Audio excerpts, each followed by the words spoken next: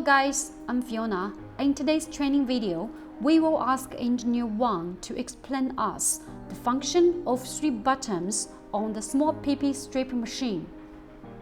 Automatic. Automatic means automatic packaging.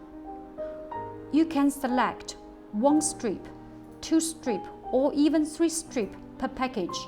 Normally, we will choose 2 strips. Manual. Manual means for manual mode only. Thinks this PP strip machine working together with continuous EPS cutting line, so we do not using this manual mode.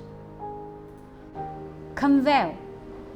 PP strip machine programmed together with the EPS continuous cutting line.